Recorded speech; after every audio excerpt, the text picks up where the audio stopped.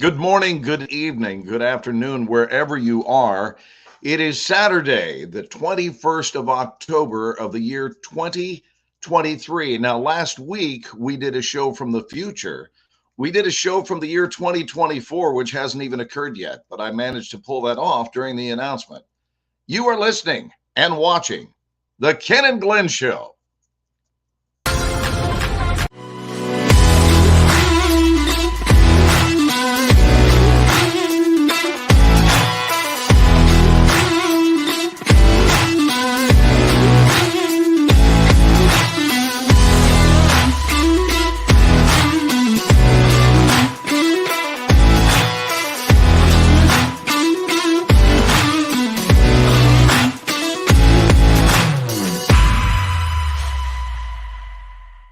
And now, your special guests, the hosts of the Ken and Glenn Show, Ken and Glenn. We are the special guests of our own show, Ken. And you're muted to start us off, making us look very professional. You know, even worse is I started playing the wrong intro video. Yeah, I saw that. Yeah. You know, it just goes to show that no matter how good you are, everybody is We're all fallible. human, aren't we, Ken? We are all human, dude. That's the only We're thing all that's gotten me through this relationship. From time to Is- time, I have to use it. I go, oh, he's only human, Glenn. He's only human. Just give him a break. Hey, buddy. Oh, dude, how you doing? Ken man? accused me of being passive aggressive. He said there's I- nobody who's more passive aggressive.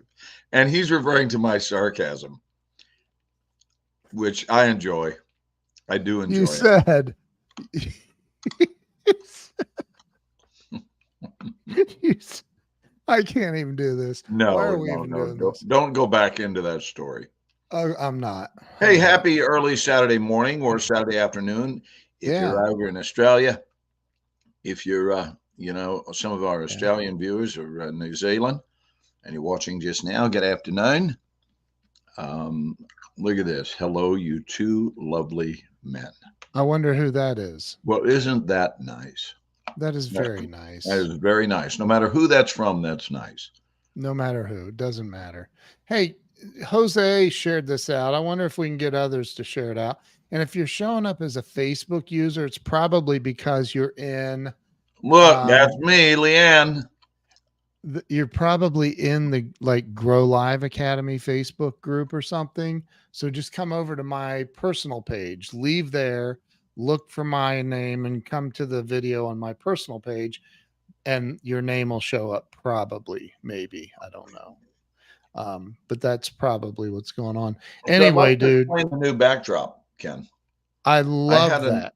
I had an audition this afternoon. An And audition. it was at 1 p.m. my time. And it was on Zoom with a team from Los Angeles. And, auditions are really not even happening these days unless there is a movie being done that has a SAG interim agreement, which gives you permission to work because they don't have any beef with the small guys. SAG has an issue going on with the big studios, but not the indie films. Yeah.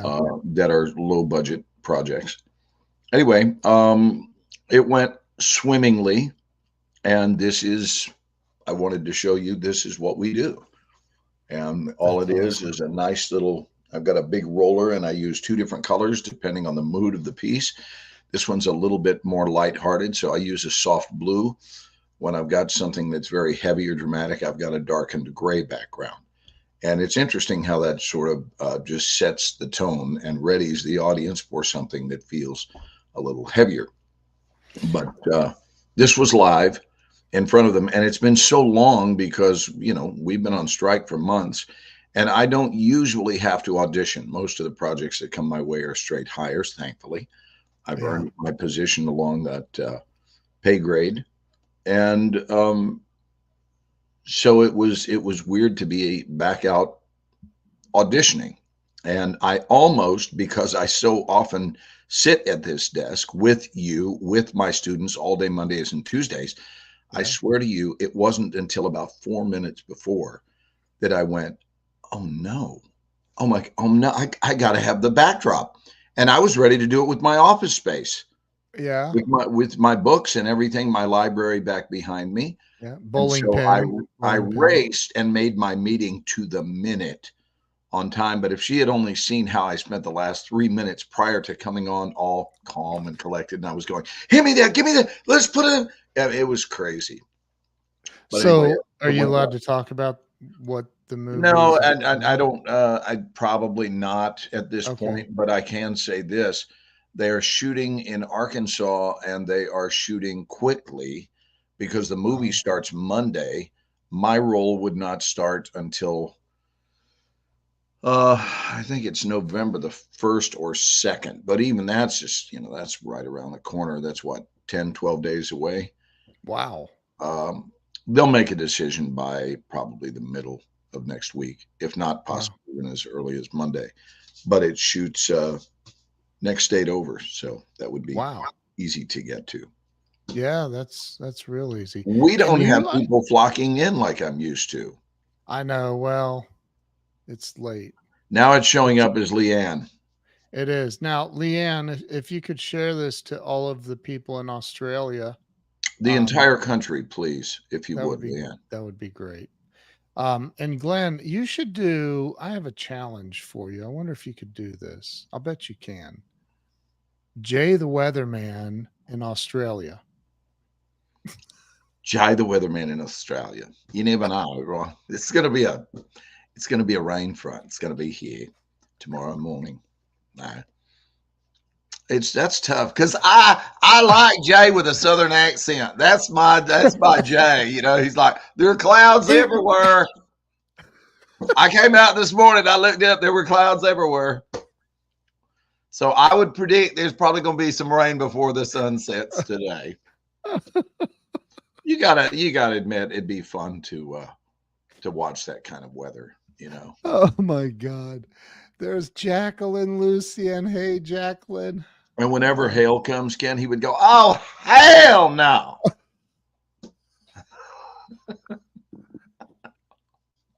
oh my God, that's too If funny, he Glenn. didn't want hail to hit his town, it would be, "Oh hell no!" Oh, so Glenn and I discovered just before we went live, we discovered yet something else that we have in In common, absolute common. It's crazy. Like which is that he can I we can put. I You can tell. Yes, please. Sorry. I will set this up for you. I No, promise. tee it off for But yourself. My bad. I interrupted a grown man who was in the middle of a heartfelt share. well, I I just I just thought that's interesting. You were consuming some pizza, right? It That was. your your wife, I believe, heated up for you. Yes, because Um, it's the breakfast of champions at 12:30 a.m., Ken. That's right. why. And so you pointed the camera down and you said, "Look, now you finish." I said, "There's my pizza." And I said, "Do you notice what's on it? What in life is better than cheese on top of cheese?" So Parmesan. I had put Parmesan cheese all over my already previously cheesed pizza. I And do. I and and let me even mention, Ken, that it's a healthy dosage. And Parmesan is same. one of those things that if it shaves, I don't know about years, but if it shaves a couple of months off your life at the end of your life, you're not regretting it. If a couple of No. months you disappear and you're going, that was about the Parmesan cheese, you're going, and so be it. That's interesting. I that's interesting. You just said that. Um, I've heard the belief, and I don't know that anybody truly knows until they're gone from this life, but I've heard the belief that um, you cannot add nor subtract a single minute from your life, that it's I already I predetermined. don't believe that for a second. Really? Not for a second. I don't, because if you believe that, and I'm not going to argue here, but we're the Ken and Glenn show. We have different beliefs and we don't fight. We just share. We So don't. my argument against that philosophy is, if you believe that, then there would be no point in ever being careful. There would be no point in ever wearing your seatbelt. Think about it. If you can't die a moment before you're going to die anyway, then never wear a seatbelt. And why not take up drinking gasoline as a new hobby? Because it tastes awful. And it kills you.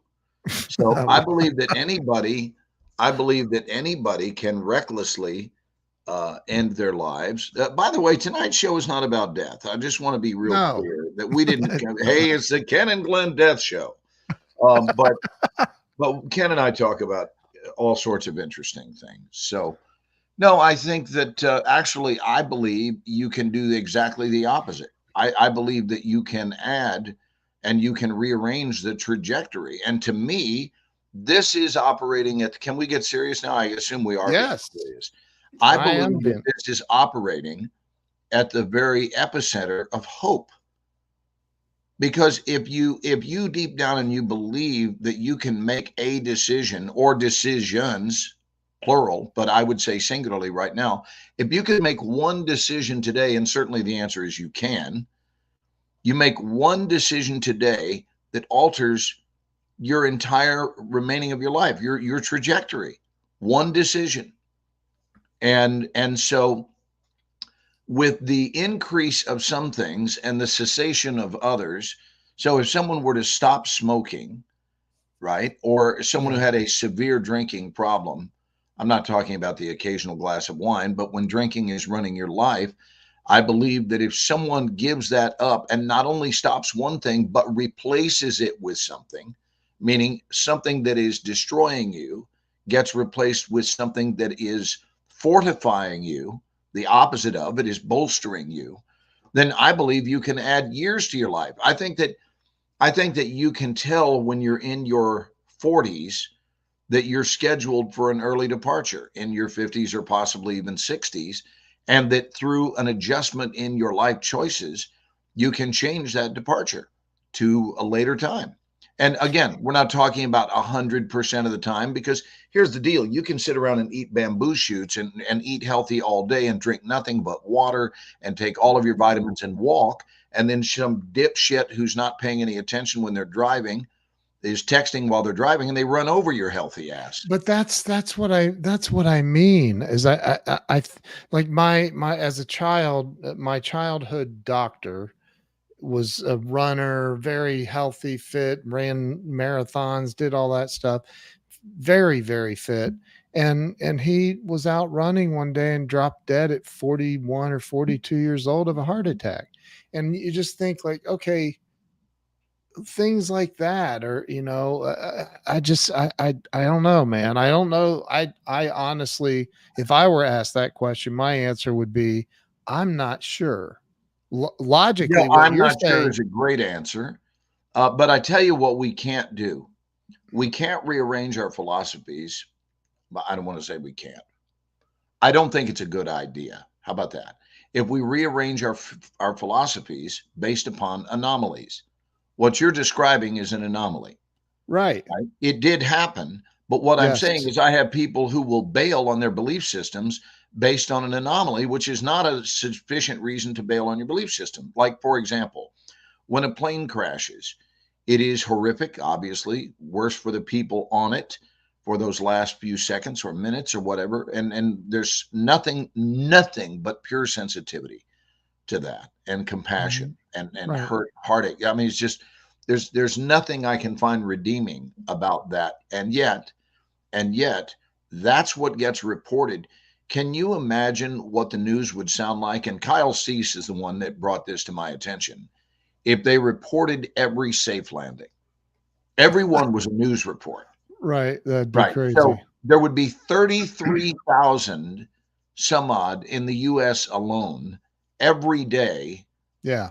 flights being reported And I don't know if it's 33,000 that are in the air at all times or 33,000 total flights in the US for the day. I don't remember that stat. I haven't looked it up in a while. We could look Yeah. that up and be the providers of that info here on the Ken and Glenn show. But the point is, it's a whole lot of flights. And then when we look at the number of flights that land safely relative to those that don't, it is disproportionately safe in a Wow. massive way. Yeah. So we just have to understand that fit people will die prematurely. But if you look at the numbers, people who are not fit die in droves, and people who are fit do not die in droves. That's what I mean. True. You look at the numbers. People who make healthy choices not only live longer, but they fare better. Oh, here we go. U.S. commercial flight carriers are currently conducting about 5,670 passenger flights daily. Roughly 100,000 flights take off and land every day all over the globe. You just looked that up, bud? Yeah, and the answer I can't even. I like yes, I looked it up. I Googled it. Right. So you get my point is if one Yeah. of those is look at that 1,500 per day in Australia. So if one of those there's a mishap on, the deduction here should not be, we should not deduce that flying is dangerous. It was dangerous for that flight. Yeah, Right. sure. And I mean, we know, look, here's the thing, and avoidance is not the answer either, because I know people that lived up the block from where my mother lives. Check this Yeah. out. The very street I grew up on, I want to say it was about 15 years ago. It happened on the first day of the year. A private plane comes down in North Dallas, kills the two people aboard it, What? and slams into a home, kills the people in the house, and then rolls across the street and injures somebody so badly that they have to move out of their house, and they a month later die. That's crazy, So dude. what I'm saying is those people there in the house weren't even up in the air taking a risk. They weren't out. So this would qualify as yet another situation that falls under the heading of an anomaly. An anomaly. But And that's and but anomalies are part of life. don't you think that somewhere in that equation God exists somewhere? Yes, yes. Like And I I'm believe talking that about like he's like, hey, this was the plan for you. This you knew this going in, that this is the way that it would be going out. well, No? and don't you think anomalies serve their purpose to remind us that whether you think you're taking risks or not, you're taking risks. That's the Right. reminder from life that there are no guarantees, and whatever happened, what is he was sleeping. I The don't person know. in his home when that happened. Oh, I'm looking. I'm sharing this out to your groups. Well, that happened on my mother's street, That's crazy, dude. How right? long ago was On that? the very block, not just the street, the block. And here's the thing. I think there are too many people. I mean, here I go pontificating when not even asked to do so, but I'm there are too asking many you to. people I that. want you to. Well, I think we saw something today in the Texas Rangers Houston Astros game. A life lesson about taunting. And I'm not going to name names, but there was some taunting that was going on, right? It'd be nice to think that athletes were so evolved that they wouldn't need to taunt. I remember a couple of years ago, the San Francisco 49ers were in a game and they took over the lead, and they all went and took as a team a big end zone pick. They went and piled up on top of one another. And I remember looking at it and going, that's the end for them. That was Wow. just my thought about, because if I'm on the other team, Yeah. there is nothing that energizes me nor fires my ass up more than a team that is taunting and Photoshop. I mean, they're taking team photos as though the game is already won.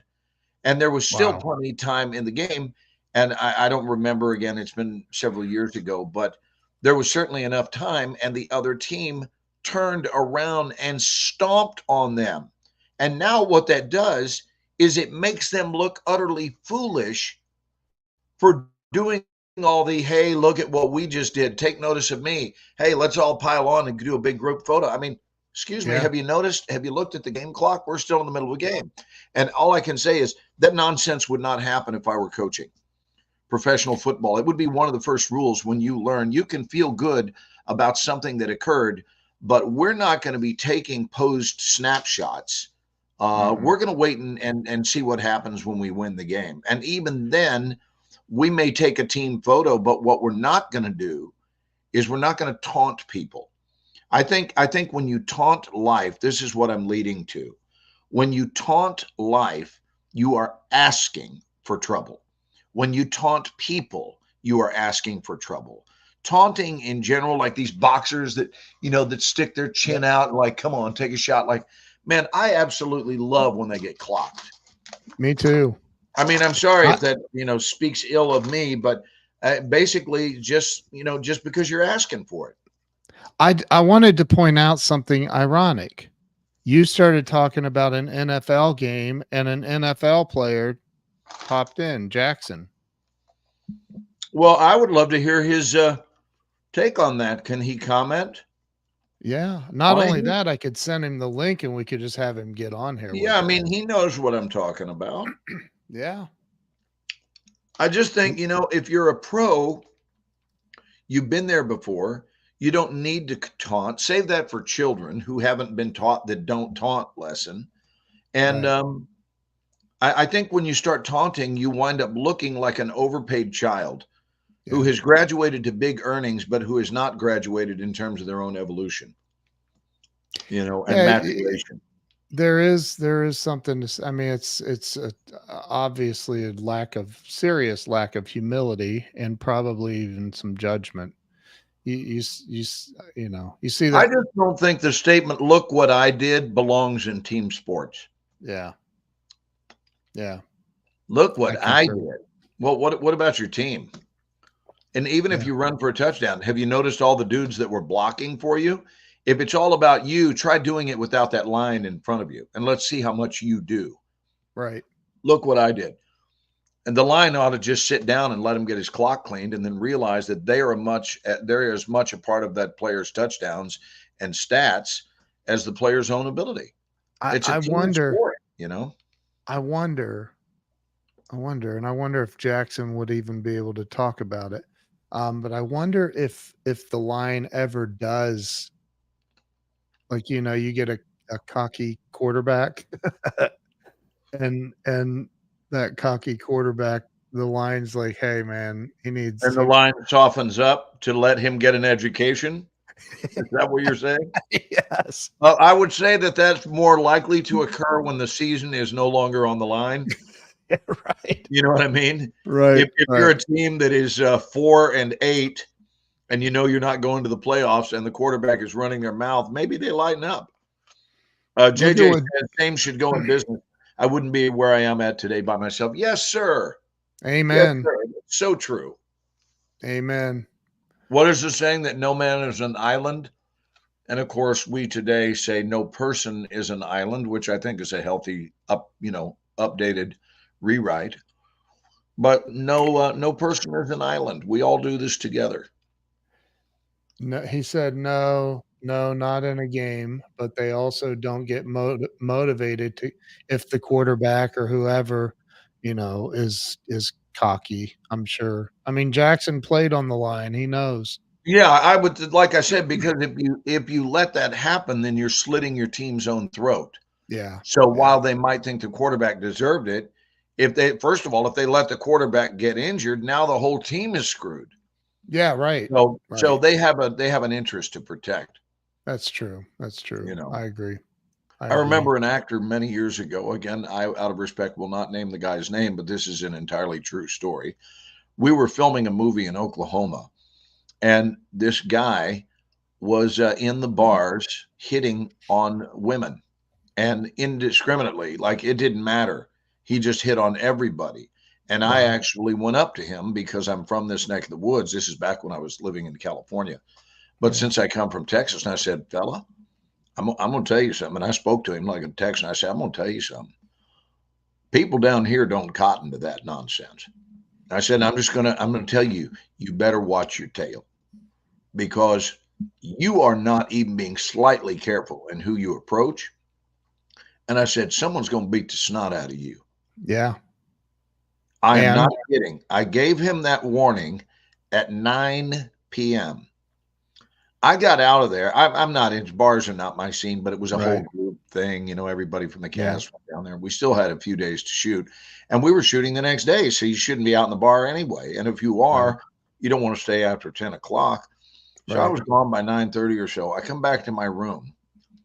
At 1 o'clock in the morning, I hear this crazy man pounding on the wall, on the door. And it's not my door, it's the door Oh my across the way, followed by more pounding on my door. I think maybe the hotel's on fire.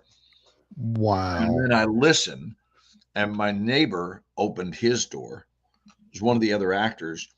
And this actor is standing there, bloody from head to toe. Now, we have a term for it in the South. We call it feedback. Yeah. He got himself some feedback, and he'd been warned. He'd been Yeah. warned. He just didn't believe it. And the South is not a violent place, but No. people don't Very go for that. friendly. And so he thought that his status as a star, because he was a star, and somebody pointed out to him how little him being a star meant. Right. And of course, what it hurt was the movie. And so the director was forced for the next week to shoot him from one side only, the side of his face that was not in disrepair. Jeez. Okay, so that's, and I watched this. I watched this happen with my own eyes. And that to me is a failure to factor in the needs of the team, meaning the cast and the producers who are paying for this, and instead make it about you. Have you ever seen, so I was talking to Mark Victor Hansen um the other day on the phone, and Neil Donald Walsh's name came up in conversation. They're writing a book or something together, and or they've written I don't know. Anyway, you know who Neil Donald Of Walsh course, is. Yeah. conversations with God. You know, I'm a So fairly he made involved guy, Ken. I try to pay attention a oh little bit. he's unbelievable. Yeah, he's a And good dude. so I read the first book years ago. But he may be on my show actually, dude. Cool. Mark I sent him an email. Yeah. But he was so I decided, I haven't read any Neil's stuff in a while. And I started looking on Amazon, and there's a movie called Conversations with God. It's a great movie actually. Right. And he says in there that, because I was getting ready to say, what do you think is like this world is in trouble right now, man. The arrogance surging, whether you're Democrat, Republican, or a Martian, it doesn't matter. We got issues in this country, and it appears a lot of it's coming from just the insanity of everything happening. And so I'm like, man, there's such a disconnect. There's such a disconnect. And so in that movie, he says something to the effect of, why is life so difficult, or something like that. Um, I think that's what it was. And God answered him and said, because you think this life is about you. And I thought, my God, that's powerful. That is so powerful. And he said at one point, if you had one thing that you could say, and I'm trying to talk a little low because my mother-in-law's last night with us is tonight, and she's in the room right here Gotcha. to me. Gotcha. Your Um, mother-in-law, who I adore, by the way. oh, she adores you. Oh my God, she loves you. She's an angel.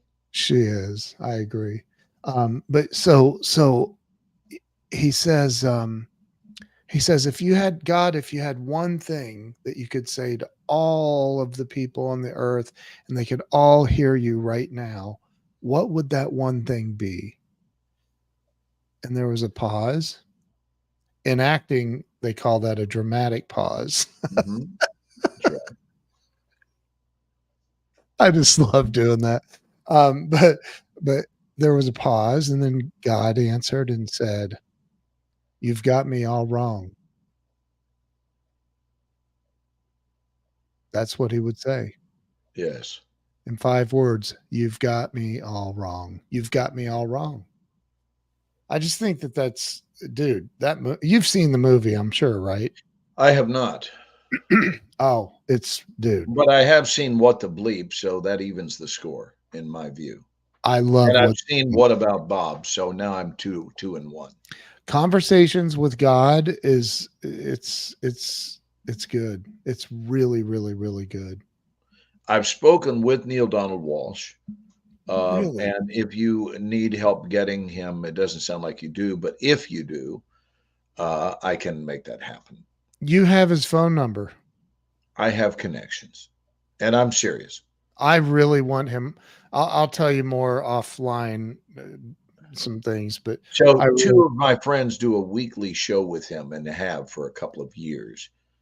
Oh, wow. Good friends. And I used to sit in with them on Clubhouse. So Wow. it's just a matter of a phone call. That's all it is. It's not even, most things are. Um, I want to go back to this thing that you hear me talk a lot about in class, this called a thing called estimated havability, which is a phrase that I coined. That doesn't mean anything. Look at me, I coined a phrase. Yay. But it is, in your estimation, how havable is this thing you're talking about? How havable is this vision? How havable is your goal? How havable is a very comfortable, sizable amount of money in the bank? How havable is a long term healthy relationship? How havable is a long life? How havable is inner peace? How havable, how havable, how havable. And it's so interesting. Life does, in fact, eavesdrop upon our expectancy. So we are constantly running the scanner in terms of how habitable anything is. And I'm not suggesting that it's done consciously, because more often than not, it isn't, but it's still being done nonetheless. People see someone walking down the street, and if they're really attracted to them, they run the quick, how habitable. How habitable would she be? How habitable would he be? How habitable would they be in the new they them arena? How habitable would they be? Right? Whether it's as a business partner, as a boyfriend, a girlfriend, a Right. mate, a sibling. I'm not a sibling, but a spouse. Yeah. And so, how habitable is something we run all the time. And when you realize, wow, I've been unconsciously running a scanner on how habitable everything is. What if I start doing that consciously? And when I don't see something as habitable, instead of being depressed about that, actually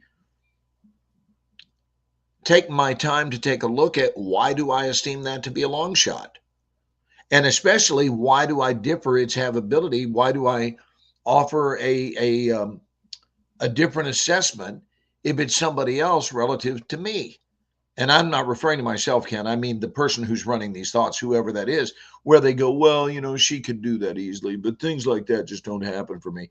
I had someone moping this week that said to me, yeah, I mean, things always ultimately fall apart for me. And I'm thinking, well, no Whoa. wonder. No wonder. I mean, and I wasn't in a position to really offer her some counseling. Yeah. Um, and, but she's leading with that as her expectancy. And I, for one, I don't, and I don't even want to get into an argument with somebody on this, but I certainly know all too well that that leads to creating outcomes. That Yep. when we expect things to go poorly, it's no surprise when they do go poorly. And when we expect things to go well, then it's no surprise when they go well. And I know why. If I may go a little further with this, I know the why. Yeah. The why is because the expectancy fuels the behavior. So if we expect to win, we understand, then we got stuff to do, kiddo. We Yep. got stuff to do, or we're Yep. not going to win. Right. And also, if you believe that, what's the point, then you're not going to summon up anything great within yourself. If you expect everything to turn to doo-doo, then you don't get up and fight, because you've Right. already made up your mind that this ends with you losing anyway. So you don't give it any effort. And either way, it winds up becoming a self-fulfilling prophecy, because you have decided that it's going to have a certain outcome, And then once you achieve that outcome, whether it be plus or minus, you get to say, I told you. And I think Yeah. that whole I told you so is highly overrated. I told you, well, I told you it wasn't going to work out. Oh, great. Would you like a ribbon that suggests you're a genius? Right. Because you figured that out all by yourself that it wasn't going to work out? I don't know. Yeah. I The older I agree. get, the more I want to do things quietly and with very few people. The circle is getting smaller. By choice. Yeah. I think that some people are caught up in chasing larger circles and their followers mean the world to them. And I don't feel that way at all. If someone wants to follow me, have at it. But my self esteem is not linked to that. My wellness is not linked to that. I'm grateful for these Right. people that tune in to hear us tonight. But the only difference between our show and a phone call is one, other people get to listen in on, but we're not any different than we are on the phone. Right. This is how we talk to each other. Like, Yep. there's like, we're not showboating. We're not, this is just how we talk. This is it. I think you know this, but when I was a little kid, about 9 years old, my brother Barry, he's my stepbrother on my stepfather's side. Barry, he would go and stand and open the curtain for me in the bedroom at an exact time as though it mattered. It was just showtime on Friday night. And, at 8 o'clock, the curtain opened and I played to no one. But in my mind, I was playing to the world. And so you created that reality before it ever existed. That's correct. But I mean, I'm not talking about I did it a couple of times. Yeah. I did it every week as though it was appointment television and there was a whole studio audience outside. So, what is this? Look, coincidence. Glenn was talking about football, and I was watching Glenn get grenaded in X-Men before hopping on to see. Oh my God, that's I crazy. saw that X-Men First Class was on TV this afternoon or this evening, I guess it was, but not tonight. But they must have rerun it again tonight. But it was on during the baseball game. So Oh, what happened with the game today? Who the won? Rangers lost again, so Houston swept them 3 straight. Jeez. So now Houston is up 3-2, and they're going back to Houston. It's gonna be the Phillies in Houston, man. Did the Phillies beat Arizona tonight? No, but man, it was well, so then it's freaking 2-2. close. Yeah, they're 2-1. Should be 2-2, aren't they? No, they just Arizona won yesterday. Oh, then okay. I watched the highlights from yesterday's game. Then I'm sorry, but they played tonight. So can you find that out? Who won? Yes, I can right now. So the Phillies are either up 3-1 or it's 2-2. They're let's see. So we talk about death and sports, guys, just so you know. And if you watch a special show, we do only deaths that occurred during sporting activity. Wow, dude. Arizona won again 6-5. So it's 2-2. Holy crap. It's 2-2. Wow. So that means they're going back to Philly? No, that means there'll be one more game in Arizona tomorrow. Oh, and that's the deciding. Well, not the deciding. Is it 5 games? No, or 7 games. That's what I thought. Okay. Joe Ingram says that bald guy. Hey, I still have some hair. Don't talk about me like that, Joe. Yeah. There it is. Phillies lost. Mark Resnick is with us. Yeah. Hey, Mark. Yeah. So, wow, Mark's up late. 2:04 in New Jersey. Aussie in Jersey. Wow. All right. Well, that'll make tomorrow interesting, and they're going to be in the same situation where, if they want to win this thing, they're going to have to win Game 5 tomorrow, Arizona, because otherwise they're facing back-to-back games in Philadelphia, which is a tough place to win. There is a saying, Ken. I want to turn our audience onto this if they've never heard it. And if we add one thing of value to your lives, certainly uh, this will be on that list of something that could benefit you. And that's the phrase, and so it is. And so it Mm, is. And so it is, which is the metaphysical version of amen at the end of a prayer. Amen. And yeah. so it is, which means, and so you've said, or and so you've decided. You've sent it out into thin air, and so it is. And so it is. So if you, for example, if you decide, man, that acting game, that is a tough nut to crack, and so it is. If you decide that something is extremely doable, that making six figures a year is a piece of cake, and so it is. Yeah. So what happens is until one has graduated to the full blown understanding of the power of the word, the spoken word, and the phrase, and so it is, then you won't be selective with your speech and you'll be reckless to your own detriment. Yeah. And I got to tell you, just that we could do a whole show on it's tough to share when I'm sharing from my heart and Joe's playing around. Is extremely sexy. Yeah, Joe Ingram is sexy, and so it is, right? But I really do mean this, and I think it's worth laughing about too. But I really mean this, that whatever we are projecting, right? They're called pronouncements. It's a Right. pronouncement. So and so it is, and then you wind up with the experience that you forecast by declaring it to be so. Marriage is difficult, really, and so it is, and so you get to have a difficult marriage.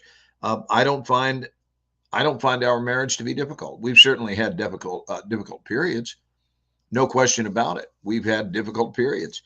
Right. We've made choices that really didn't go well. But to say that overall, if you hold the opinion that marriage is difficult, then so it is. And if you decide that it's very doable and it will go as well as its participants allow it to, and if those participants are teamed up, and so it is. So I'm a huge fan of the phrase, and so it is. I do like Joe's question here. All the time, Joe. All the time. So we 90, have to put up, 90% or yeah, we more. have to put on we have to be emotionally scotch guarded to the societal downloads that Yeah. are out there, because otherwise we will fall prey to them, and then we become nothing more than an echo of society. And I don't think any of us were designed to be a mere echo of society. What does society need? Another person uh, living out that everything society ever believed was true? Right. I think you've got to be a warrior, not a worrier, but a warrior who doesn't care what society does, but really stands for the truth. Yep. And we've made being a warrior unpopular because our past has shown that when people become too, when they stand too tall for the truth, we have a country that loves to assassinate them. Yeah. So You were close by when one of those happened. that's true. But, I'm thinking of like Dr. Martin Luther King, who stood Yep. for love and equality and rightness, not only righteousness, but rightness, meaning doing things that are right. He Yeah. stood for good in the world, and the world couldn't have it. And we've got that from Jesus on. There's just so many people who have taken a stand for love and were shot down by evildoers. So turns out Yeah. that going real public with it turns out to be a little risky. Fatal Yeah, at times. yeah. I You changed I your I, glasses there momentarily, and then you went I back. did. Was Yeah. that based on a comment?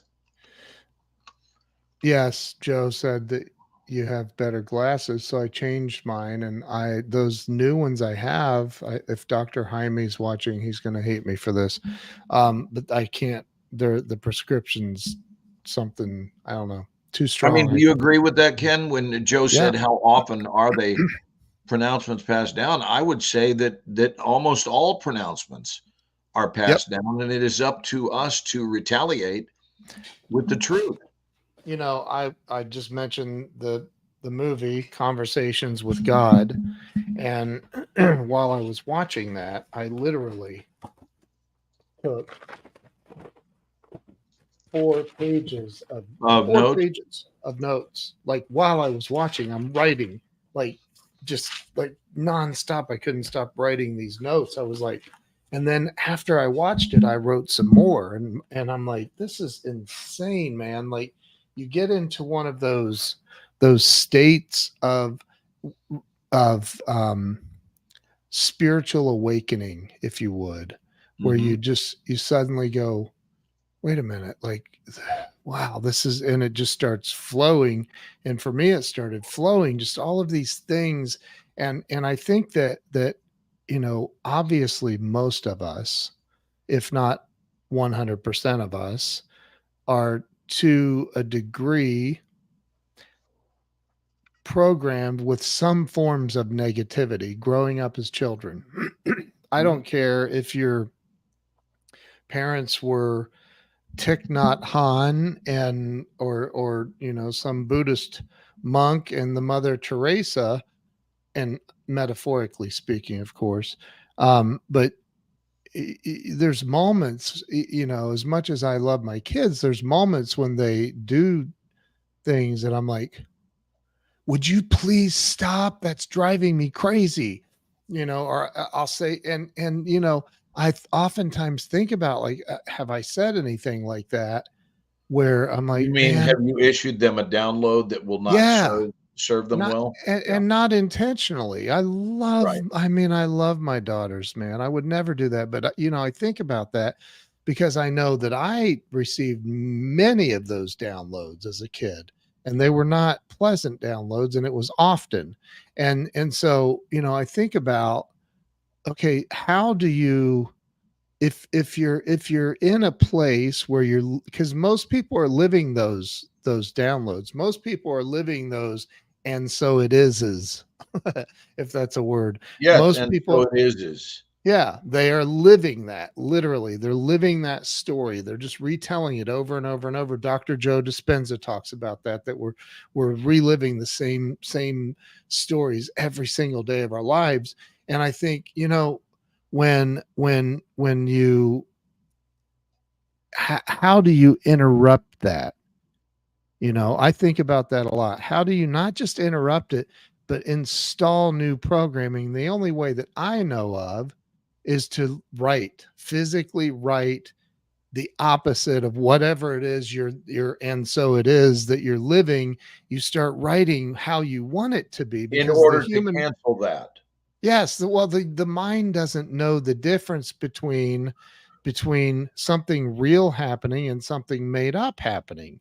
So Right. it's just like the story, they've done the tests of basketball players practicing for real, shooting baskets and shooting free throws, and then another group over here that's practicing doing free throws only in their mind and hitting every single one of them in their mind. And then when they actually go out to perform against one another, the people that practice in their mind do better than the ones that were physically practicing. So it's like, humans, we don't know the difference between reality and something that our mind makes up. And I don't know another way to change those. I love that. And so it is. I love that. And how do you change those? And so it is, and it's by reprogramming the unconscious Well, by mind by, realizing that many of the "and so it is" are actually "and so it isn't." right, right. And It's so true. you have to counterattack, launch a counteroffensive, uh, to realize I've got some stuff that I've been carrying around that is operating within me as the truth. I would like you to go back and highlight also Mark Resnick's comment Yeah. because it's genius, but then again, Mark's a genius. So right? So when two people hold disparate views, state opposite pronouncements surrounding same potential outcome, which prevails? I assert the positive. Agreed? Yes, I would say that.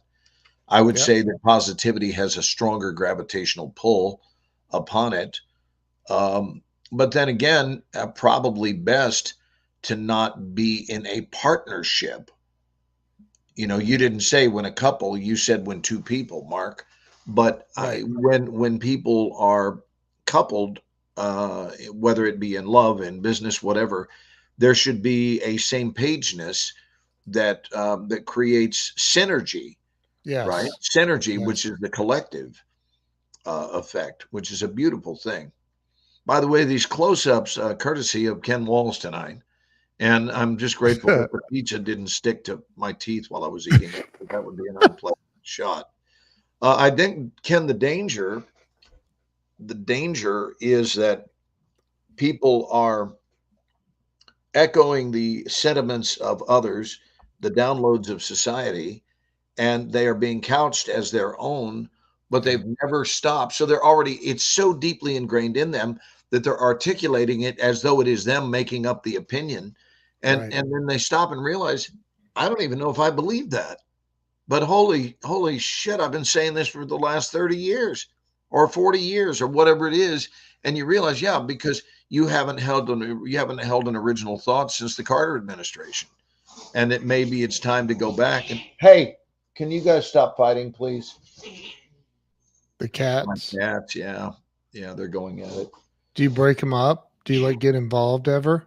No, it's harmless. It's going to be loud and ugly, but it's harmless because one of them is nicely hidden under the couch where the other one can't get to him. Oh, Because gee. our big one is too big to fit under there, and the smaller one knows it. So it's great. The smaller one runs under the couch and plays the game of na na na na na na. Oh my God. Dude, today was Marley's 14th birthday. Oh wow, Our dog, our old guy. wow. Your big guy, 14. your big gal. Yeah, she's wide. Guy. No, no, Marley that's is a Billy. guy. Marley is a dude. Yeah. Yeah. A, Yeah. really? He's a boy dog. Yeah. Well, not technically because You we understand if had you named a young boy that, he would have been kidded at school. I'm just Marley. going by the Jackson, love you, brother. Jackson, be Good to see well, you. brother. Yeah. Um, What did you think? If you haven't signed off yet, Jackson, what did you think about the taunting comment? I'm curious because I'm just not a fan of taunting. yeah. Are you Jackson, awake enough to say anything about taunting? he's praying and He's giving us praying to never hugs. be a taunter, I guess. No, he's gonna type something out. I only caught Uh, the tail end of it. I was just talking about taunting in let life, me. but especially how we see it in sports. Yeah, That people will taunt, and they usually get served a nice slice of humble pie when that yeah, happens. So, Ken, I got to say, one of the things I love about you and about us as friends is I've met someone else who seems to be invested in caring. You seem to care about the human race, yep. and I I do. do. I care about how other people feel. I care. Um, if I Yeah, can make a difference to make someone else's life a little easier, a little clearer. What does Jackson say? I think it's the intention behind it also. There's some people that do it humbly and still know they're great. Yeah. Okay. yeah. Well, thank you. Thank you for that. Thank you, Jackson. Now I have the The cat cat. feeding. I have two. I've got to show you this. Look at this below me. Right at my footsteps, I have two cats that have discovered that Oh my. Parmesan cheese really is a good thing. Are those the two that were fighting? No, no, no. That is hilarious. That's the one that was fighting there, but he's so big he can't make it anyway. That They're is just eating hilarious. the remaining morsels. There was only a little bit, just a little bit of Parmesan on the plate. But Parmesan is really good. Let's just be Yeah. real about it. Yeah. And pizza without Parmesan, is it really pizza? I don't know. It's like Seattle without rain, Right. or It's like Christmas Dallas without without presents, heat. Huh? Christmas without presents, or I don't know, Santa Claus without a sleigh. Right. Speaking of Santa Claus, no, I'm kidding. Yes. Oh. I hope the film is doing well out there. If you haven't seen Grumpy Oh. Old Santa, be sure to get it this holiday season. It is playing on Amazon Prime. Dude, let's show him the trailer. We don't need to keep plugging the trailer Why not? because most of the people are like, really? How many times are you going to show us this trailer? Okay, drop a 1 in the comments if you want to see the movie, the trailer to the movie that Glenn stars in called Grumpy Old Santa. And my daughter actually made the trailer along And I with play Grumpy Glenn, Old Santa. and he plays Grumpy Old Santa. Drop a 1 if you want to see the trailer. See, we have Well, one. so far we have 100% of our audience saying 1. No, we have more than that. I see how many people are watching. We have people more watching in the Philippines tonight, Ken. Yes. What'd she say?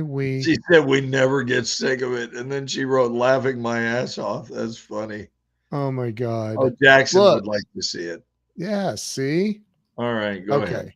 Let's do it. It's only 2 minutes and 37 hours long. It's not bad. I can see you when you're 103 on your deathbed going, I would like that 2.5 minutes back.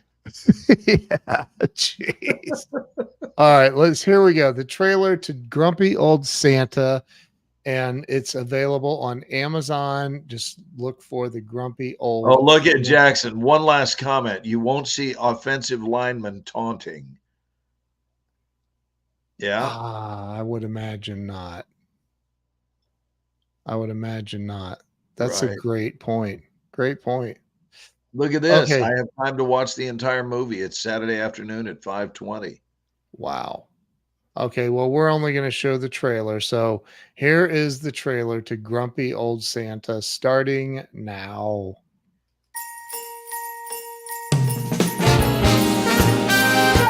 Hello. Welcome, East Texas. Here we are at another Grumpy Old Santa turkey shootout. We have a title to defend. We'll see about that, old man. Hey, Deuce, where's your partner? I traded up this year.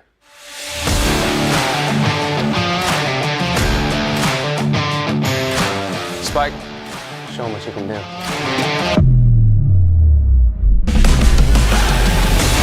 Oh, we got a turkey. Oh, there's a turkey right there. I saw it. Oh, there's a turkey right there. We got you, buddy. Terry, you can't yell turkey because you like your turkey sandwich.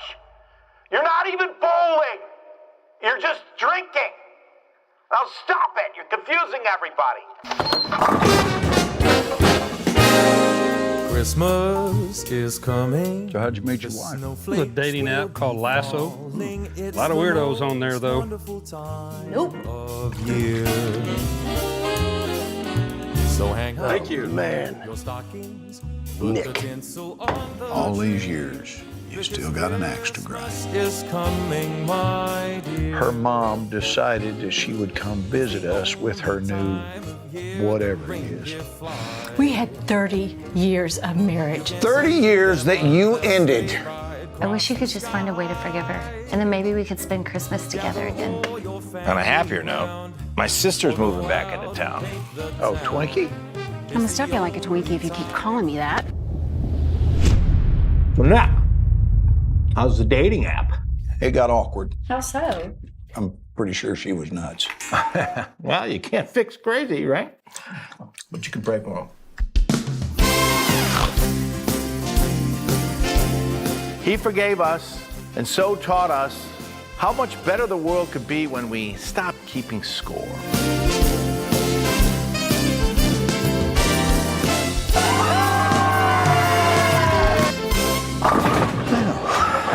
Big old stud is back in business. Christmas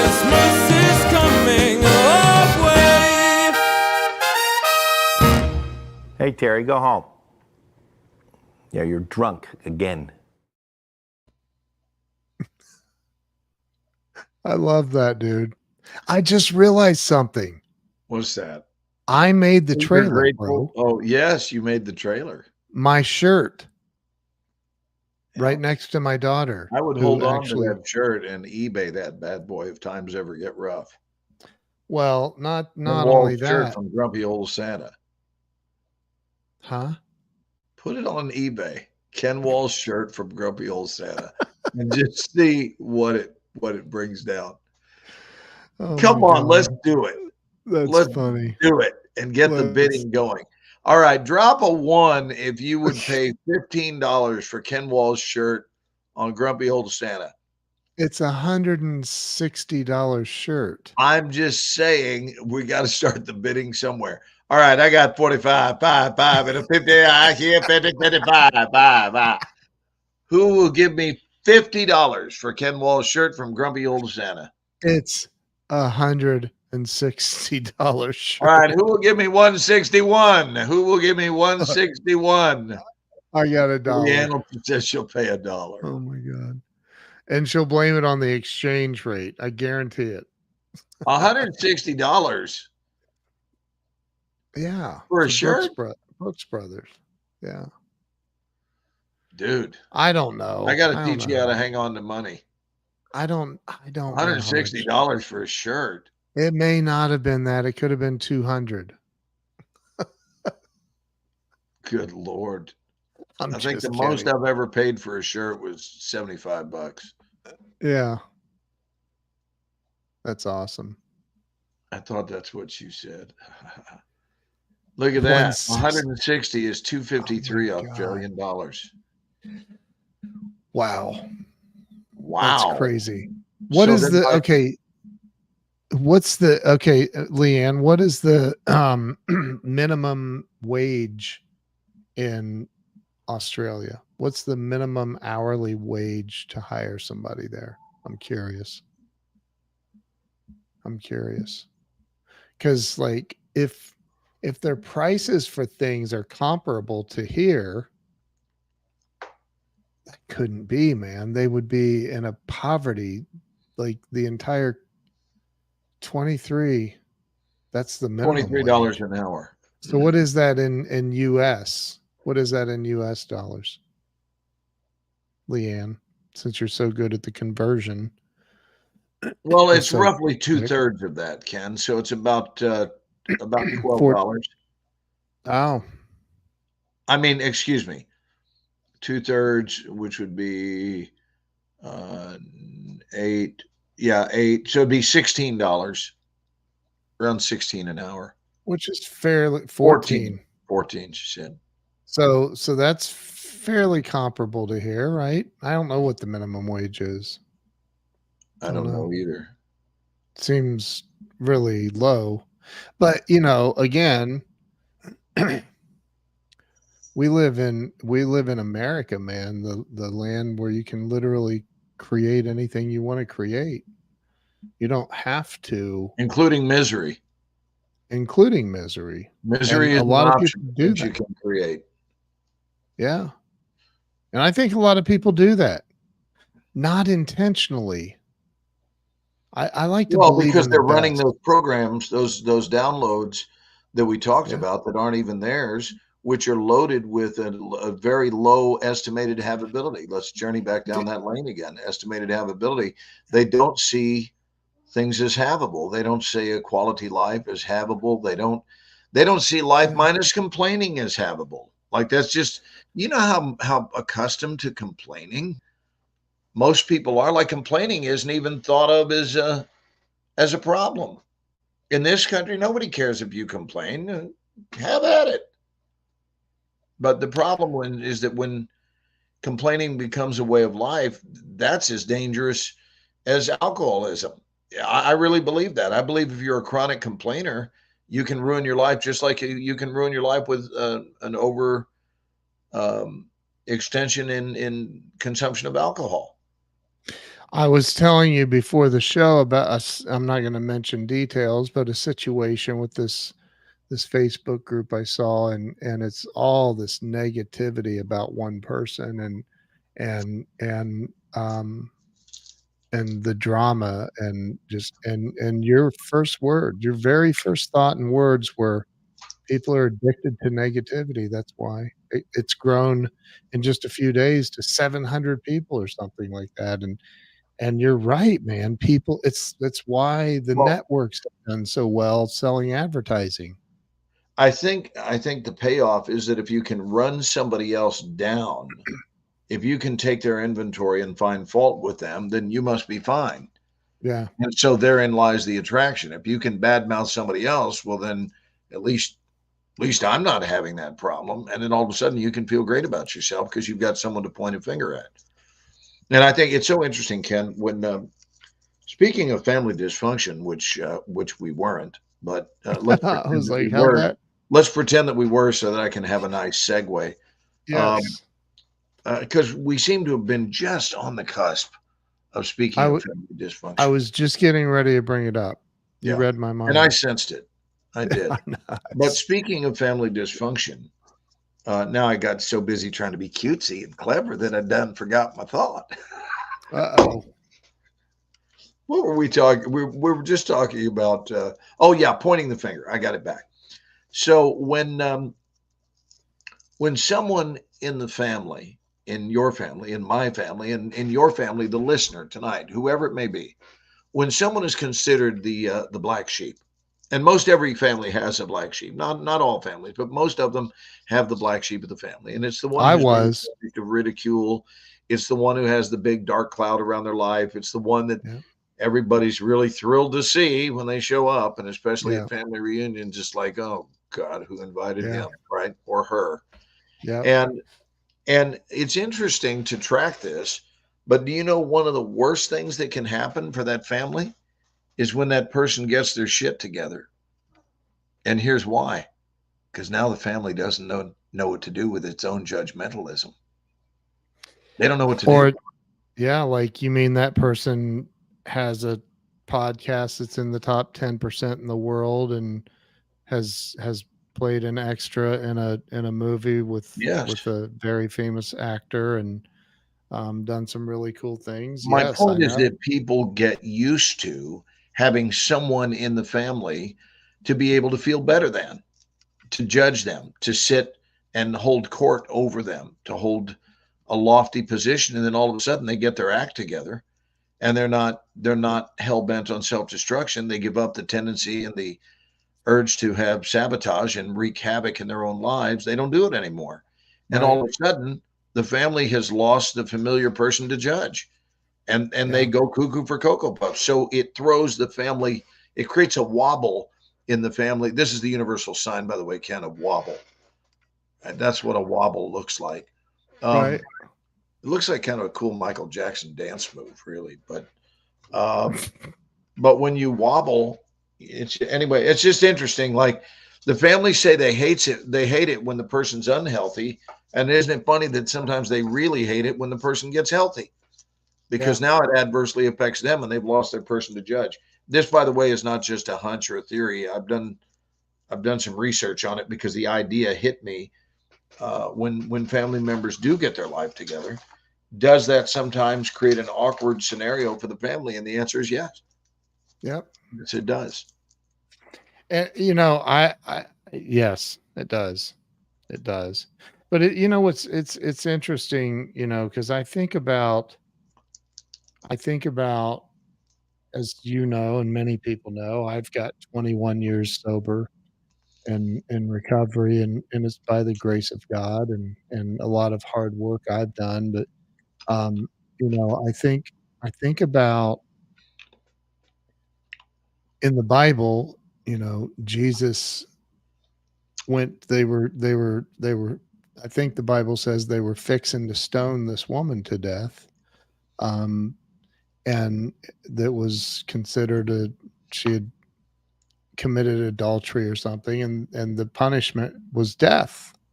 And she was in the center of town. They were getting ready to stone her to death, and he went into the middle and picked up a stone and said, "Ye among you without sin cast the first stone," and everybody turned away and all of that. And I just think about people, and I'm not perfect at this. I judge people. I believe we all judge people. It's just a natural human thing to do. I've been judging people tonight for judging people. I do that all the time. But I think about like the saying, "But for the grace of God, there go I." Like I've how many times I've screwed up in my life, my God, and how many people. It's interesting if you're judging somebody else, or you're taking their inventory and pointing out all of their faults. Jesus also said, before removing the stick splinter and the log in your own eye. Yeah, remove the plank from your own eye before you try removing your brother's, little sliver out of his eye, or splinter.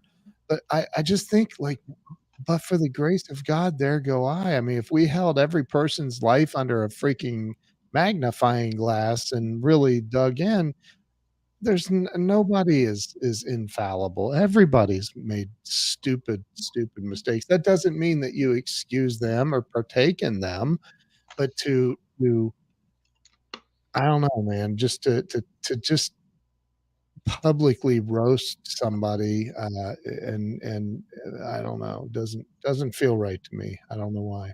Well, I mean, in the most simplistic response ever, would you want it done to you? Right. The golden rule. And it is the golden rule. And if Right. and the answer is no, and here's the point, the answer is no. So since Right. the answer is no, then why are you doing it? Knock it off. Now I want to admit that part of the reason I sanction the judgments that I do have within me, and this is not a joke, I'm not setting you up with a punchline.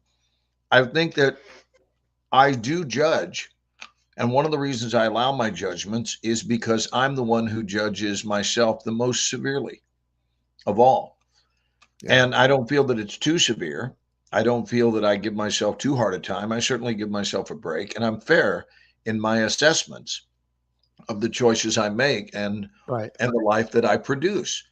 So Right. why would I expect it to be anyone, if that's how I'm going to be, you have to include yourself in the grouping of those who you would dare to judge. And for me, I don't even like the word judge. It really isn't judgment. It's simply assessing. And to me, conscious people do that. Conscious people assess things. They look and go, I notice that when I do this, I get this. I also notice when I don't do that, I get this. And that's not a bad habit. In fact, that's a great habit. I really encourage everybody in the world to live by that, to become a noticer, and to evaluate the law of cause and effect. That when I do this, I get that. When I don't do that, I get this. And then you start to assemble, just like a good gin rummy game is played. You look at the cards that aren't worth a toot and you discard them. Right. You get them out of your life. Right. You hang on to the keepers, hang on to the winners, and the cards that are worthless, you throw them away. So we know how to do it in a card game. Yeah. So what is stopping us from living just as efficiently in our own lives? And what I know is that that's entirely available. It's interesting, Ken. I showed you this privately, but we didn't talk about it on the show. I think it was about, a week ago, 10 days ago, something like this. But I've been watching these trick shots in pool meaning, pool, like billiards. Mm-hmm. I've been watching these trick shots, and I have deduced, and this is not recent. I mean, I've been watching it recently, but this is not a recent opinion. I've held this opinion. Honestly, I think I started this opinion when I was about 15. And that is that people who play pool well live their lives well.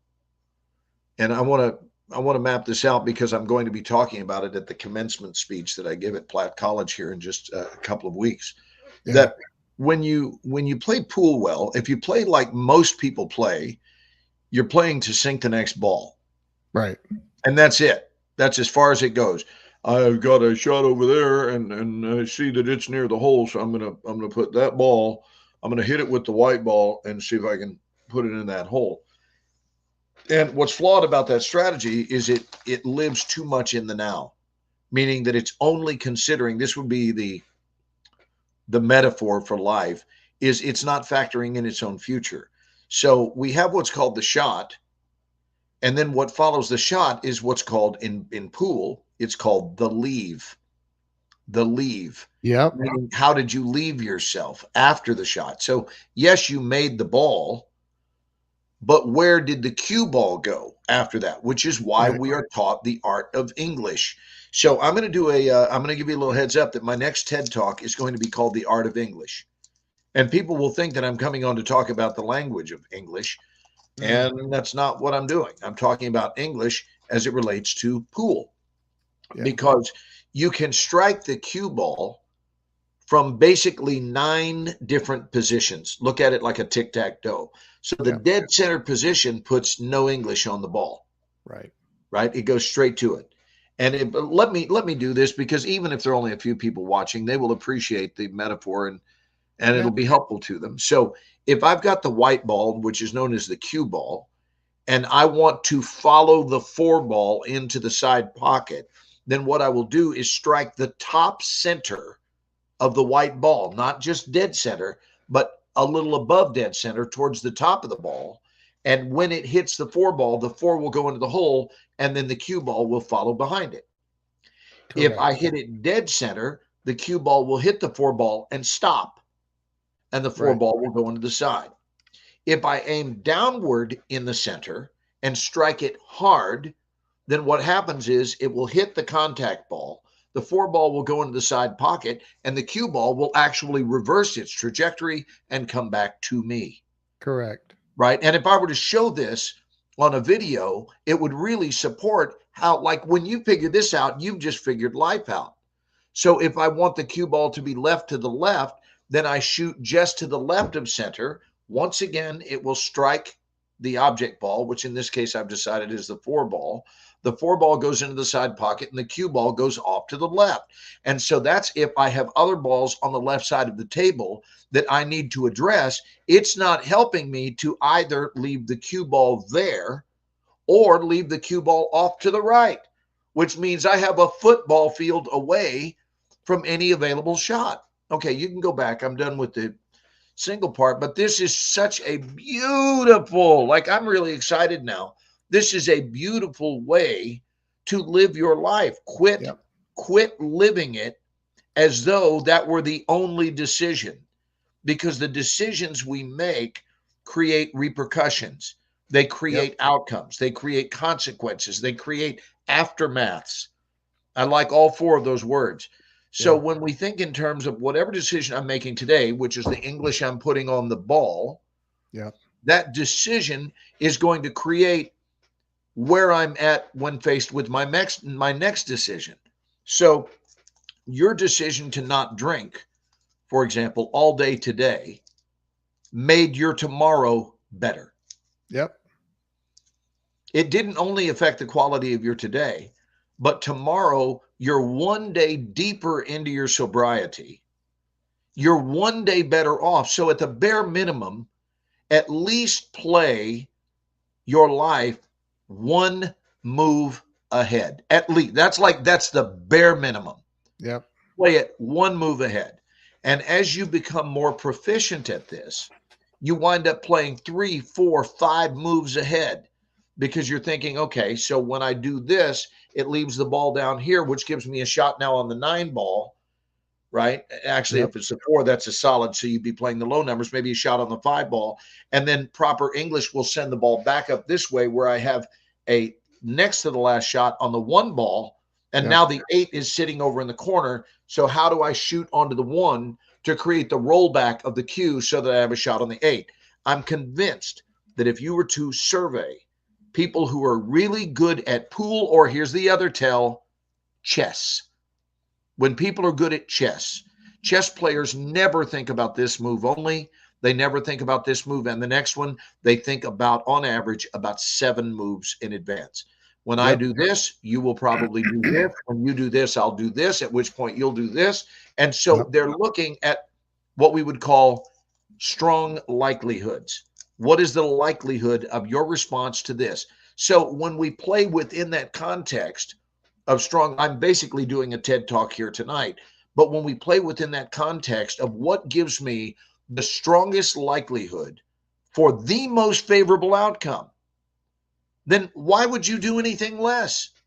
And conversely, what is it that gives you a strong likelihood of having a less than favorable outcome, and then go do that, like go drink and then go drive, Right. which gives you a really, really good chance at having a terrible outcome.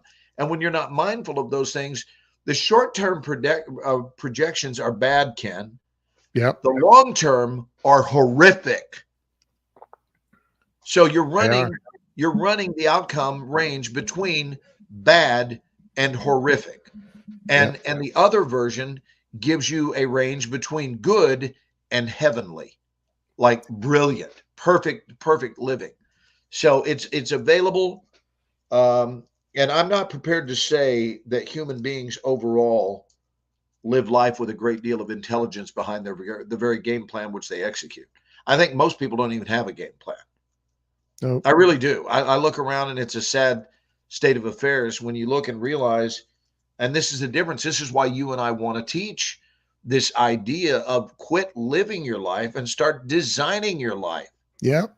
So there's enduring, living, and designing. And living is somewhere in the middle. Enduring is when your life's just one bad moment after another, one bad decision after another, and one bad outcome after another. You know what's Thank you for letting me interesting? get that out, bud. I'm glad. I'm a really good chess player, and I used to play in tournaments every single Were you a weekend. badass pool player or badass chess only? No, pool player was Okay, so take I, those I won skills. some city league championship. Awesome. So, yeah. Awesome. Yeah, I know English very well. And everything you just said is 100% accurate. Now, a lot of the effect or outcome that English is going to have on the cue ball also depends on the force in which you strike the cue Correct. ball, right? Correct. So if you want a lot of spin back, you've got to really tap it quick, not hard, quick. You got to hit Right. it really, really fast. Meaning you have to punch the ball. Punch the ball, really Not slam super- it, but just Right. a boom, boom, just punch it. Yeah, and so which will affect the outcome. I've put so much backspin or right or left English on the cue ball that I scratch, which is not the outcome that you want. Right. Or where it So- rolls back so fast that it jumps off the table. Right. So, but everything you just said is correct, and I think that I look at I look at my life, and my life did not. I'll tell you. Years ago, I read the book "Awaken the Giant Within" by Tony Robbins, and then I have this other book laying right here called "The Success Principles" by Jack Canfield. And I watched The Secret, and so I'm like, okay, everybody's talking about vision boards. Do a vision board. And so I was single, living by myself, had my single dad at the time, and so I decided I'm going to do a vision board, and I happen to be really, really good at Photoshop. So I decided, okay, I want to create a vision board, but one of the things that I want on there is I want a Fortune magazine cover that I'm going to create. And then on that Fortune magazine cover, I want a full photo of me wearing a sport coat, leaning against my logo. And I created that. And then I put, who is this guy, Ken Walls? And then I put the subtitle, subheadline was America's wealthiest are reaching out to him for advice. Where that came from, I have no flipping clue, dude. None, no clue. But I realized that, you know, I'm, as you know, along, and so are you, but I'm extremely connected to some incredibly wealthy people. I had somebody reach out to me asking for advice, or my input on something yesterday that ran a $48 billion a year company. I'm going to give you $100 just for saying that, Ken. Thanks, dude. Thanks. Just for saying that.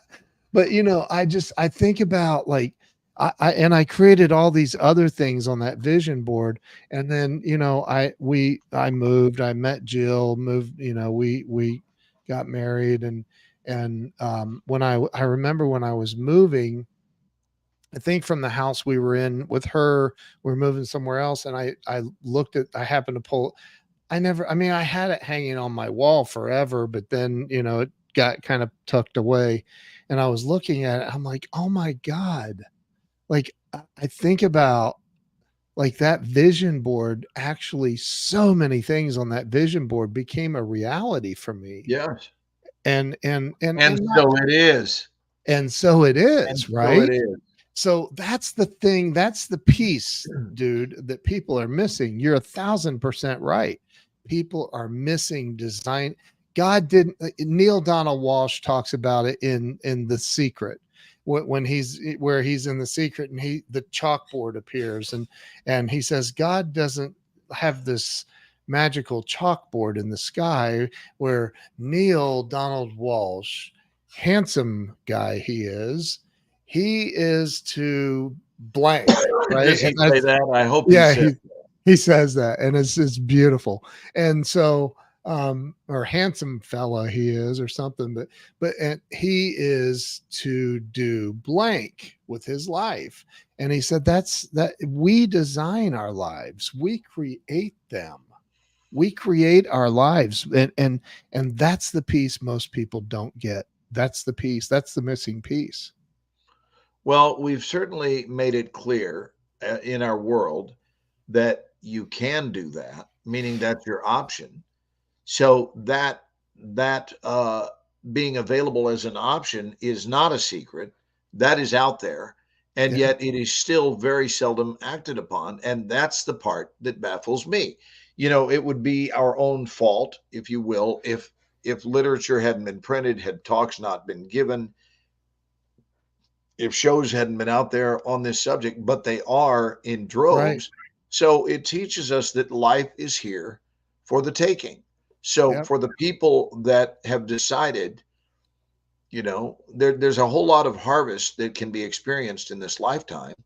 Your harvest, we know this, will be proportionate to your planting, right? So if you don't plant any seeds, karmically, if you think about it, karmically, you don't even have a right to harvest if you haven't planted some seeds. And because life works in give and take, it works in perfect balance. It's even biblical. If you want to go to as you sow, so shall you reap, right? I didn't write that, but I mean, it's and stuff like that is solid information, whether you're someone of faith or not. That's just, in Texas, we'd call that good horse sense. You know, that as you sow, so shall you reap. So are you sowing seeds? Are you sowing seed in this world? And as long as you're out there planting and watering energy, which I think is the primary thing we plant every day, we plant our energy. If you're not physically putting plants into the ground, that's fine. Ken, I'm going to need to go here soon, but I want to say, and I wish this were set up downstairs. You know what? I can do this. I can just do this because why would I talk about it when I can show you? I'd rather show you than talk about it. So you take the wheel, and I'm going to be back in about 30 seconds. Yep. I'm going to get something from downstairs. Okay, go ahead. So hang on, let me do this. There we go. I removed Glenn from the stage altogether. Leanne, you said you plant seeds that often grow at different rates. Some mature quickly, some last longer, and some never germinate. That's true. That's why I literally, before Glenn texted me earlier saying, "Hey, do you want to do a show?" Um, excuse me, I'm out of water and I've got a tickle in my throat. But you know, I had this this I was watching this YouTube video of Grant Cardone talking to one of his guys, Michael Bonnet, who's a friend of mine as well. And it was when Mike Bonnet was still brand new with Grant, and Grant, they videoed it. It was crazy. It was awesome. And Grant's like in his face going, "I don't need you wandering around the halls and walking around. I need you in this chair right here making phone calls, and I need you to follow the script, follow the script, follow the script." And I'm here, Glenn is back. And so Grant's telling him, like, don't be wandering the halls, increase your frequency. So, you know, talking about planting, and Leanne is a farmer, so she knows that this is true. The more seeds you scatter, the more likely it is that you're going to have a crop. Now, there are the things that happen where, you know, a drought or whatever that are beyond your control, but you've got to plant seeds. And it's just like, I'm thinking about Glenn's analogy with the putting English on a cue ball when you're playing billiards. The you can't you I said it earlier, like the amount of English, or the English that you get is really dependent on not just where you strike the ball, but the accuracy that you strike it with, which your accuracy gets better with more seed planting With metaphors, practice, yes. right? And then it also is dependent on the speed in which you hit that, not hitting it hard, but the quickness of it, the energy that you're putting on it at that moment of contact. So you know, think about that. I may have just lost that train of thought. It may have just gone. Oh, it's about frequency. Like, you've got to put in the work. You've got to plant the seeds, and you got to do it a lot. You have to do it a lot. Glenn, you've talked about when you first went to LA to have your career. Well, you didn't just go out there and go, "Well, I'm here to have a career and I'm not here to pursue one. I'm going to have one," and sit at home and No, I was out pounding the metaphorical and literal pavement.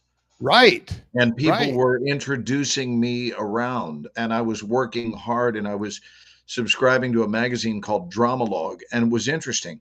One of the things that I did, which I thought was really cool, and I recommend it for actors, I would audition for plays I didn't want. I've never told you Yes. this. I would No. audition for plays I didn't want. And the reason was, if I didn't want it, I was clearly relaxed. I didn't want it anyway. And what I was doing was training myself to get better at the art of auditioning, and simultaneously was training myself not to care. And you So I got those learned how to plays. not care while auditioning. And then I went out and auditioned for stuff I did care about, but I had rehearsed not caring, and I was so good at not caring that I worked all the time. It's amazing. And but again, to my point, like, you were hustling. You didn't sit back and I was a just hustler, and I still have- am a hustler. You are a hustler, man. It's unbelievable. I've Can I- you know, Can I go back and show you what took me downstairs just now? yeah, show me. Okay, Show me. so for 60, Should I give you full screen? no, it's not necessary. For 60, you can when I do my cut to, because it's just show and tell moment. Yeah. So for 64 years, I'm 64 and a half. I know you're supposed to stop saying half when you're like 8, but Or I'm saying 1. this because this was only a few months back. So I was already 64. Whenever I have a lemon, and I have lemons a lot because I have a fresh lemon every day in the morning as part of a hot lemonade that I drink instead of coffee. I drink a little water and lemon with some honey in it. And I've always done that to take care of my voice, because I make my living with my voice. And lemon and water seem to be better for my blood pressure than coffee. So what I've done is, when I'm done with the lemons, I throw them in the garbage. And I've done that my whole life. And Right. a few months ago, I didn't. A few months ago, I went, let's just run an experiment, because I fresh squeeze them, right? So I'm cutting them and I'm doing the deal where you twist them. So what happens is some of the pulp, of course, gets in the drink, which is great, but a lot of the pulp will be left on the squeezer. And I've got a glass squeezer. It's really cool and it's very efficient. And it has all the seeds that get caught in the trough. The Right. the juice goes out to the sides, the seeds are caught on the inside. So I simply took that and dumped it into the ground. No way, dude. And that is one of 6 plants that I have from my experiment that day. And so what this is teaching me, and this one's really, really healthy and bright green. That's So- a lemon. That's a lemon. That is a tree lemon. plant? That is a lemon tree Oh my getting underway. God. Look at my buddy.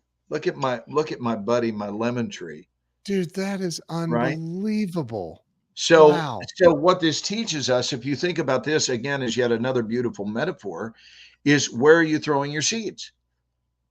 In life, where are you throwing your seeds? Because if you throw them in the garbage can, nothing can move forward from those seeds. They go out and they're, dumped in the plastic trash can, you put them in, whatever. So those seeds are not being given an opportunity to bear fruit. They're not being given an opportunity to germinate. So there's something missing from this mathematical equation. But when you give them what they were yearning for all along, which is when you give them soil instead of giving them a plastic trash can, which they can't interact with and do anything special with, if you give the same seeds that you were just getting ready to throw away, if instead you give them soil and give them sunshine and give them water, and we have that open area when you first come into our home, that's where these have been planted. So I threw a pile of seeds in one and it produced several different ones. So Oh my God.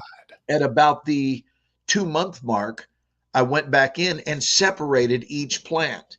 So this is one of those 8 plants. And so I have 8 different lemon trees growing down there in that beautiful entryway that gets a lot of sunshine.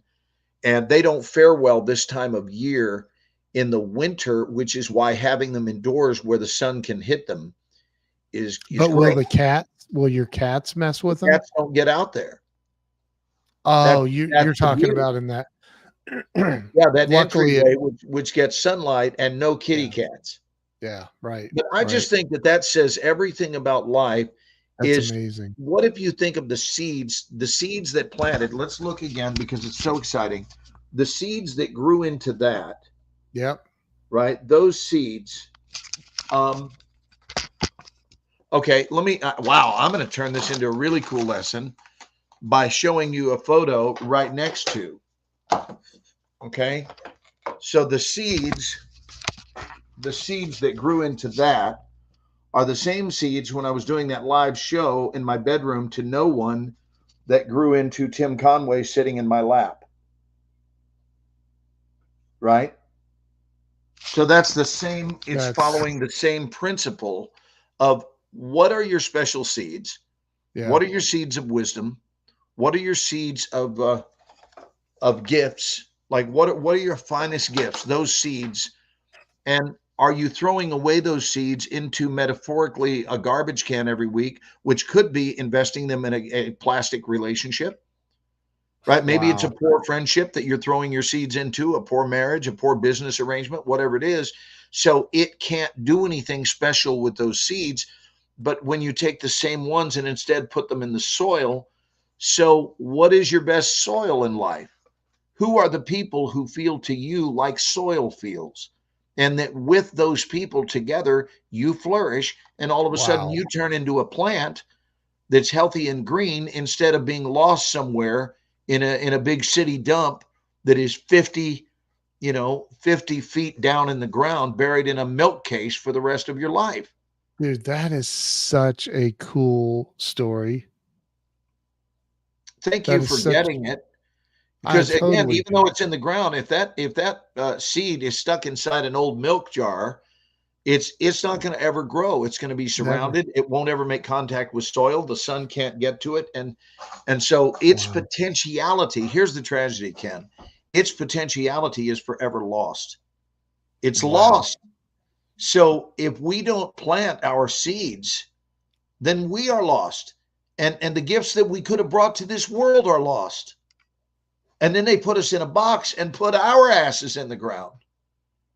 And what we could have done is made a difference so that even when we do die, which we all will, it won't matter because our seed has been left behind. So even though we're dead and gone, there's evidence of the fact that we lived. And it's all over the place. It's like Ken Walls lived. Look at all the good that's here. So Ken's still here, even though he's not here. And that's called thinking legacy. 5, 6, 7 moves in advance. Yep. You know? So powerful. Look, Leanne's at her son's house just today, planting trees, shrubs, and vegetable plants. There you go. So many. So it's nothing. I just don't believe anything happens by accident. And we're talking about all this, and it's crazy, dude. Well, man, I it's know it's late. It's late for us. It's 2 a.m. Yeah, We've done 2 it a.m. again, Ken. Yeah. Yeah, Man, and I this just has been, realized it's water time. It's water dude, time for this my has friend been here. powerful though. If people didn't watch this and get something out of, I mean, there's only 7 people watching now, but Leanne's the only one commenting. Somebody else say hi if you're watching. Now there's 8 people watching. Say hi. Say hi. Leanne, you can say hi again, but this has been powerful, man. If you haven't watched this from the beginning, you should definitely watch it. Is So that not just gorgeous, Ken? And that's from dude. That's from little lemon seeds. But you know here's the other thing is you had the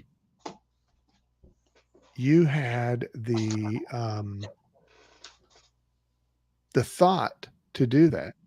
And most people just go, oh, it's just lemon seeds. Let me throw them away.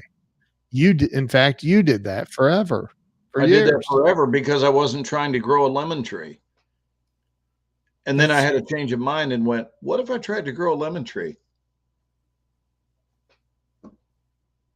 And now there's one sitting on your desk. Right. 3 So months. this can be under the heading of what we just call treatment of your seed. Treatment of your seed. What is the treatment that you show of your seeds of consciousness, your seeds of understanding, your seeds of talent? You know, what if Michael Jordan had gotten a job at Beacons Moving and Storage, and he packed things in boxes, and that was it. And I'm not knocking that for those of you who work for Beacons or Baskin Robbins or Costco or whatever your job is, but you know, just make sure that you're not overlooking some special gifts you have that could be given to the world that would benefit both the world and you by sharing, that it would grow your life and it would help you. It would benefit you immeasurably. Amen and amen and amen, dude. Wow. All right, dude. I'm sure we'll see each other over the weekend. Safe travels to Mama. When is she flying back tomorrow? What time? Early tomorrow morning. Jill's taking her to the airport. Oh, really? What time is she going? They leave at 8. Wow. Yeah. Has your mother-in-law heard that they have flights afternoon? I think well, I'm the one that booked it, so. Okay. Have you heard that there are flights afternoon? Though at the time I don't think there was, man. It was really weird. All right. She's flying American Airlines probably. Yeah. All right, dude. I'll talk to you over the weekend. I would say if it was afternoon, I'd meet you out there, but you're not getting up to go to the airport anyway. So no. All right, we'll get some good sleep. I love you, and I love you guys. Thanks for watching us tonight. Thanks for breathing air. Thanks for giving. Don't leave me, dude. Don't. I won't. But thanks for giving us the gift of the irreplaceable gift of your time. I agree. Love y'all. Appreciate y'all. Love you guys. Night night. All right. See you guys. Bye, Leanne.